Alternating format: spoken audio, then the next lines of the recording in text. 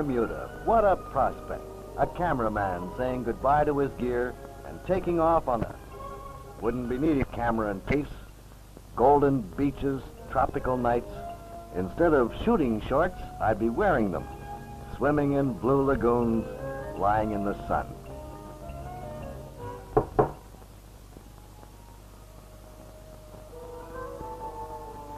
Always suspicious of a telegram, so start shooting story on plywood immediately, script following.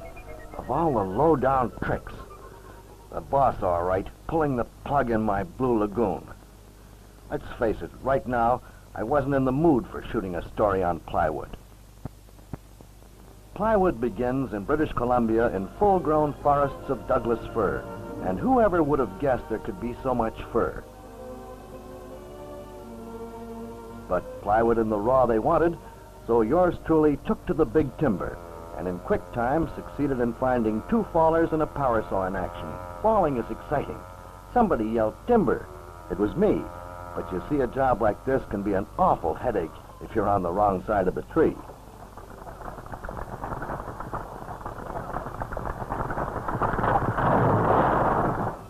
Bucking makes the logs more manageable. Trucked from the woods to the water, the logs are lifted tenderly, slings cradling several tons of plywood to be.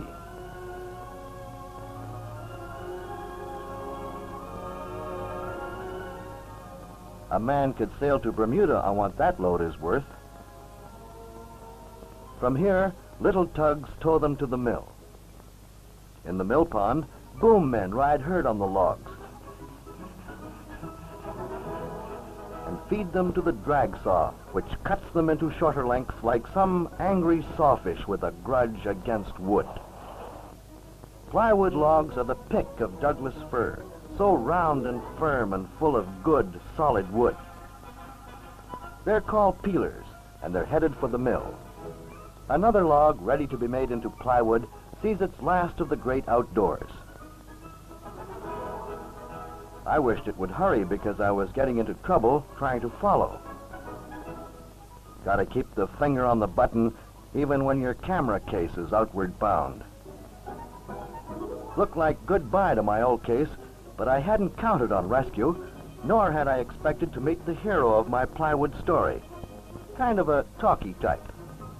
His name was Sam, and as far as I could make out, they jolted him to keep me out of the buzzsaw. But he was interested in my problem right off, and in fact, offered to show me around the mill if I'd put him in the picture, so why not? We headed for the inside story.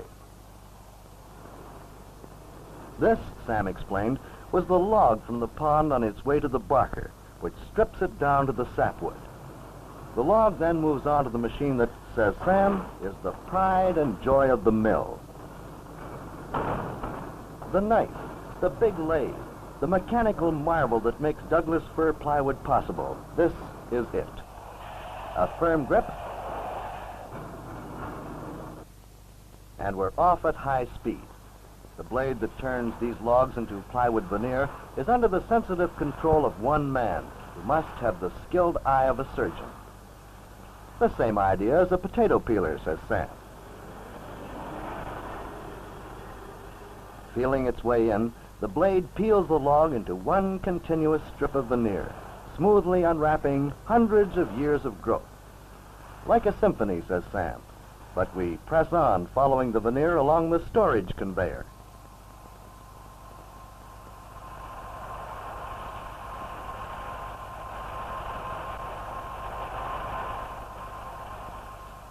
Then onto the conveyor that carries it to the clipper.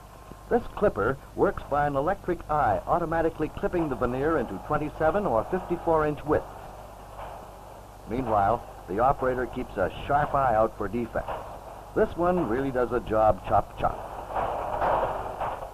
After which the veneer is graded into stacks of different sizes and qualities. If Sam hadn't put me wise, I'd have said they'd made a mess of a real nice log.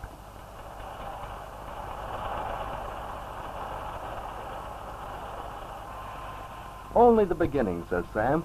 It's not easy to improve on nature, but that's the boast of the plywood boys. The veneer has a date with the dryer. This is the wet end of the dryer into which the veneer is loaded. A trip through this 65-foot steam-heated oven takes excess moisture out of the wood, which Sam says is the reason why finished plywood always stays the same size, doesn't shrink in surface. Out it comes at the dry end, ready for further adventures on the dry chain. Next step is the moisture check. This machine, strictly electronic, sends it back to the bakery if veneer is not dry enough. Graded again for quality, but this time it's a case of good, better, and best. The personal touch again. Girls sort the veneer into sheets of different sizes. Ready for the next step, which Sam says is sensational, the patching operation. As close to magic as you can get without using mirrors, this machine liquidates knotholes. Observe, ladies and gentlemen, what happens when girl meets knothole in the plywood plant. Now you see it? Now you don't. Clever, these plywood people. The odd width pieces of veneer go for a fast shuffle that evens up the edges and presents them to this machine that clamps and planes as it sprays the edges with glue. For now comes the time to put these pieces together again, which is done by another handy Andy. The procession moves along the table to the electronic edge gluer, which takes random widths and welds them together electrically. The new join comes out of the shuffle even stronger than the veneer itself. Back in one strip again, but minus nature's little errors, the veneer travels through another clipper, emerging in standard width. And now these are ready for assembly into their final form as plywood, which begins at the glue spreader. It's like making a great wooden sandwich, using glue to hold it together. The operator treats the filling to a coating of glue in the spreader, and eager hands place it neatly across the width of the sandwich. According to Sam, the plywood people are really stuck on their glue. It's waterproof. Phenolic resin in the formula makes this glue the king of stick, and Douglas fir plywood the most versatile form of wood. Its great strength comes through alternating the direction of the grain in each layer. In no time, a pile is ready for the big squeeze, which takes place in the hot press, key machine in the production of plywood. If Sam had his way, he'd have sent me through along with the wood.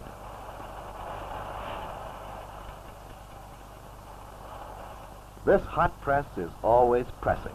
While batch number 1 is being squeezed, the operators are busy posting batch number 2 in the automatic charger.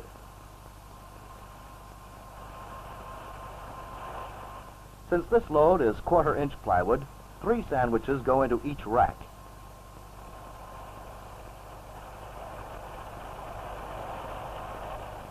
As soon as the operator gets an all clear, he opens the hot press, taking 500 tons of pressure and 275 degrees of heat off batch number 1. The automatic charger then starts to load its new veneer sandwiches into the press. The batch going in replaces batch number 1 coming out.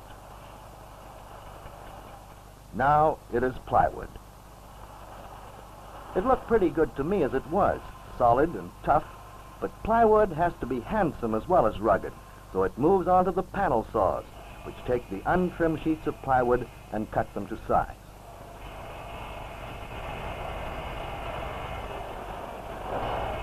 In this major manicure, the rough edges are trimmed off, and the sheets are cut precisely into 4 by 8 foot panels.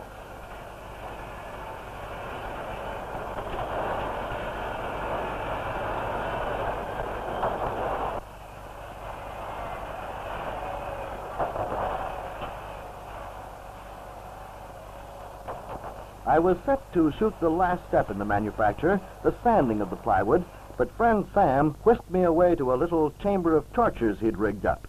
He made quite a pitch for how plywood can take it. What you can't do to plywood, he says, isn't worth doing. For instance, you can't split it. The cross-laminating of the veneer puts the axe against the grain every which way. Careful with that thing, son. The industry is proud of its safety record. Anyway, he convinced me it wouldn't split. He goes right on, says he, plywood is shock and impact resistant, bounces back full of fight. Just watch this.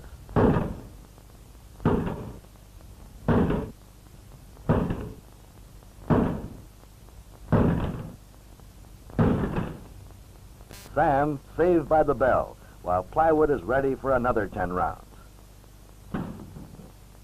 Now, don't tell me it's good to eat. No, says Sam. This is to demonstrate how boiling water can't dissolve the waterproof glue. That's why plywood, beats all for lining tanks and drinking troughs, building boats. Sam said even if the veneer boiled away, we'd still find a thin film of solid glue left in the water. I told him I couldn't wait. Bermuda was calling. Plywood isn't the only thing that's impervious. Matter of fact, though, he was a nice little guy, and he sure knew his plywood.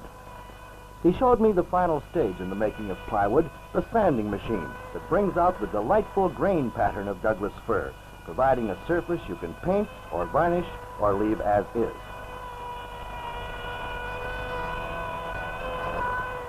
At last, I know how they get a square ping-pong table out of a round fir tree. After it leaves the sander, the plywood has had the course and is ready for the final examination. The operator inspects and classes it into grades. Good on one side, hold for further finishing, or good on both sides. By the time it gets this far, plywood has really been through the mill, so it is mostly A1. This sanded plywood is made in 5 standard thicknesses, ranging from 1/4 to 3/4 of an inch thick.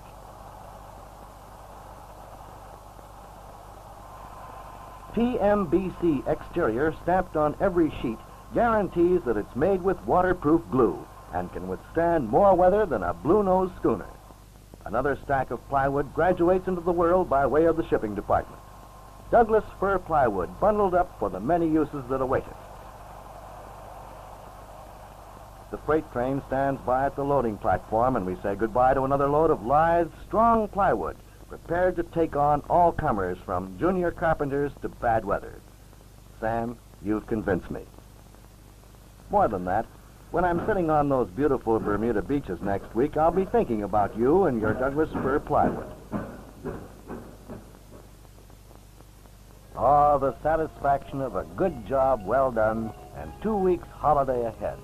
This time I beat the boss to the punch. But the boss... Now what?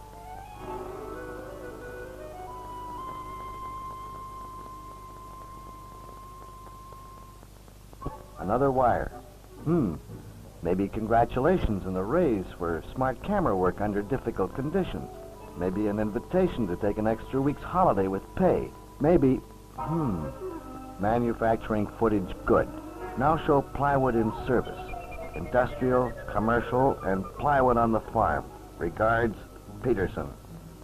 Goodbye, Bermuda, land of try and get there. Plywood calls again. Nobody knows the plywood I've seen from Charlottetown in the Maritimes to Quebec, where it's called contreplaqué, to Montreal, where I didn't sleep for a week, and through the big backyard of Winnipeg. The trail of plywood is hot and wide as the prairies themselves. I shot the stuff from coast to coast. A few miles from Vancouver, I found myself up to the scuppers in Capilano River, shooting the big Cleveland Dam. A cascade of concrete. This dam takes shape in forms of plywood, the perfect crib for this baby. Plywood is strong enough to hold the pressure of a large body of concrete, flexible enough to follow the contours of an engineer's dream. Construction men love it. A new bridge inherits clean, smart lines from forms made of plywood. A 6-lane concrete roadbed will set comfortably in its plywood cradle, and finally leave the bridge with a matchless complexion and the contractor with a satisfied customer. The pillars have a classic purity of line, sculpture by plywood. I found a $1 million department store building in a form of plywood and realized that builders who think big think plywood. The big idea gets around. Took these king-size wall forms to show just how big they come. Sam would have been delighted here. These forms have to withstand moisture and pressure and impact and be used over and over again. I could see they were doing it too. For construction men, a home away from home. Barrack-type buildings of plywood are comfortable, easy to move. A pan shot of a plywood apartment project in Alberta. Right here is where it started looking good to the camera, a joy to focus on. Changing lenses, I zoomed in close to find out why.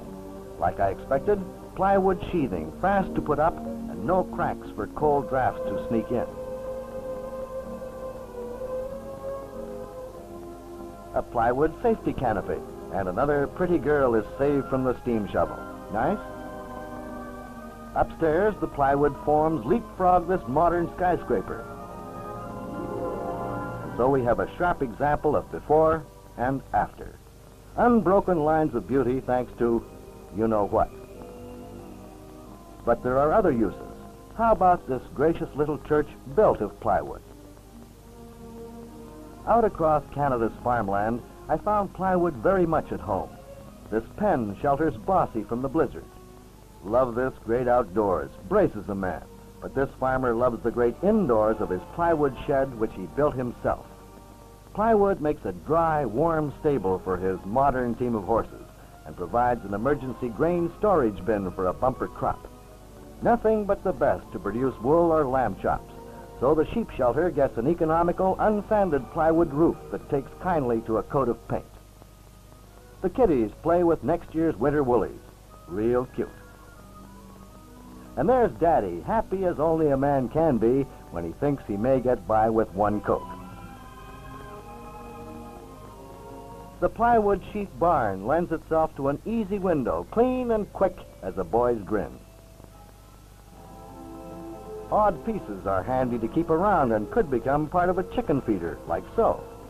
Waste not and want not, a use for every square foot. There's nothing odd about these ends. Built to last, that solid sheet of wood won't rack or warp. The girls are crazy about their new dining room. A plywood pig feeder is the last word in troughs. Simple enough to build, says the farmer, yet strong enough to take on the hungriest porker. Just follow your nose. Nothing like plywood when there's swine to dine. I ship off on a sea of wheat in the wake of a squadron of harvesters bringing in the sheaves. The farmer who plowed, planted, and prayed for this crop of gold measures his wealth in good, healthy grain, so the storage bin must be safe as a bank. That's food, clothing, a new car, and maybe a television set in the bin, which is round and economically sound as only plywood can make it. Tired has-beens have a bad case of the liens beside their modern circular brothers. Properly designed, these plywood grain towers will withstand great pressures without a whimper. A plywood shed hits the road and doesn't complain when the road hits back, because plywood doesn't rack. A queen of tugs is the Anna Gore. Her superstructure is built of plywood, the same that stands lifeguard duty on big passenger boats. Plywood must be good when a modern ship can trust passengers to it. And if anybody had told me you could make a wharf of plywood, I'd have said he'd lost his buttons. But there they were, plywood pontoons. When it comes to water, plywood is right in there with the ducks and small boys.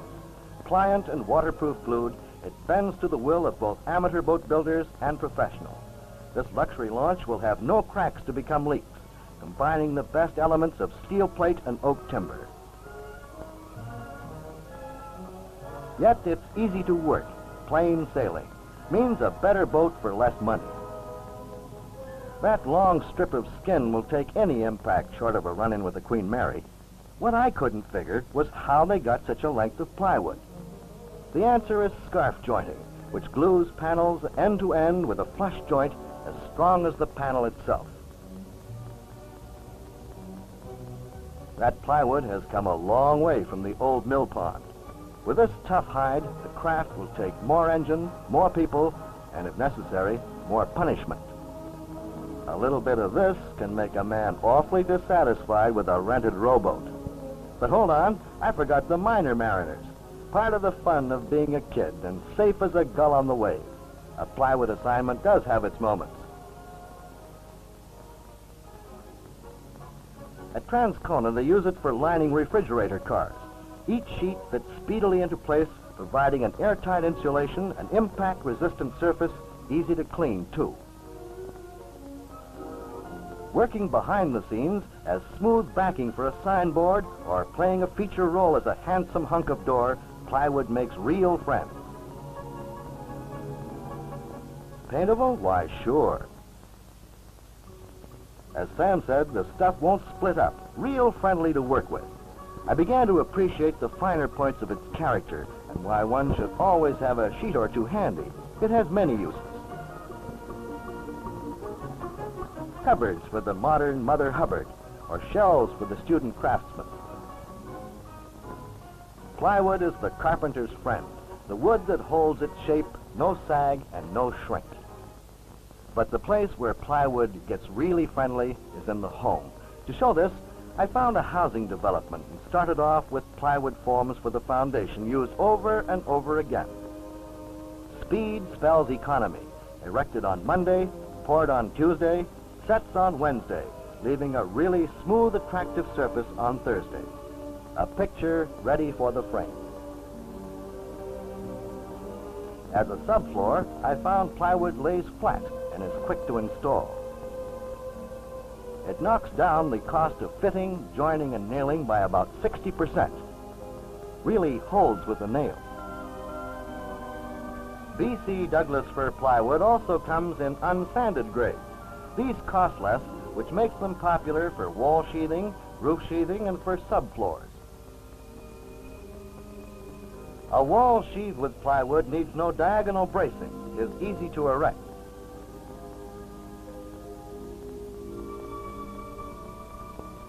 But no matter how fast plywood walls go up, it's just not fast enough for newlyweds eager to settle down. Here was human interest for my story. The boss would go for this, a happy couple previewing their new home. I tagged along, taking this project of home building in my stride. With my camera, I felt I was right in there. But dreams, taking shape in studs and plywood, sort of left me on the outside groping for a dream of my own.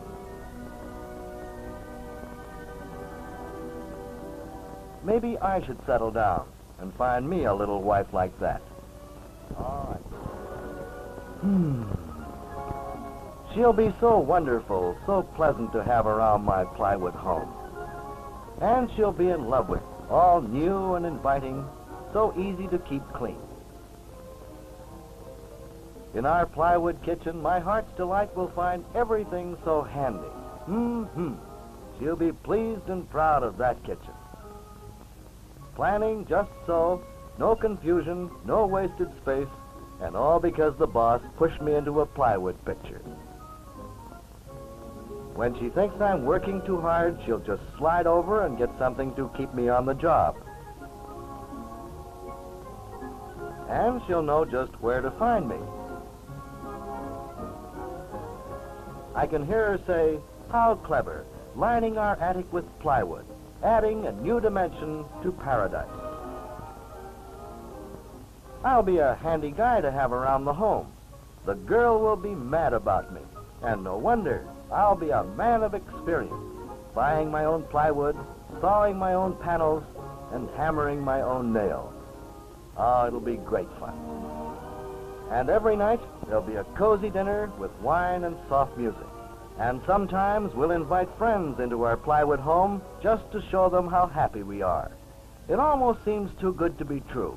The girl of my dreams, the home of my dreams, and all for the man of my dreams, me.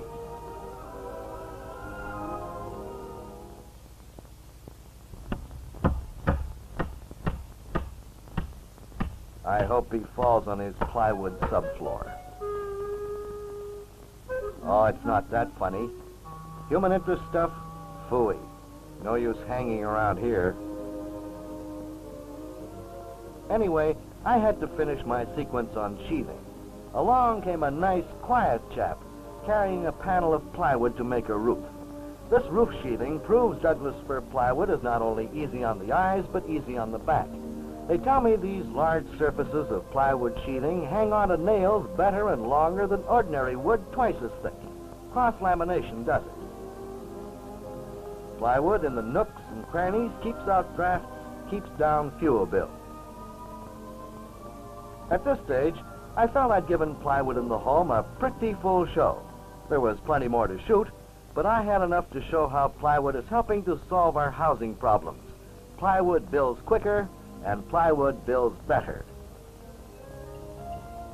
Well, the plywood story wasn't so tough after all. Educational, sort of. But I was still ready for a smash of Bermuda, so... Now what? Whew, boy, for a minute I thought... What's this? Wrapped like a present. Must be some mistake, unless the boss decided I deserve some little thing after 5 years of slaving over his films.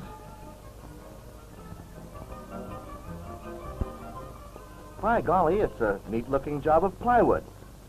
Somebody must have known my old camera case went for a sale. What do you know, from my old pal, Dear Joe, made this camera case myself. Being plywood, it's rack-proof, waterproof, and wham-proof. Happy holiday, Sam.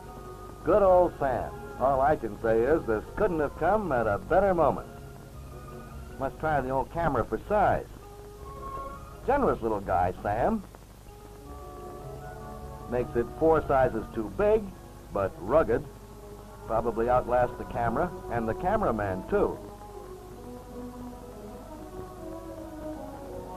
Go ahead, Joe. Throw out the old chest. You've got a real friend. Sam may be a simple little guy, but he's sure got a heart made of solid plywood.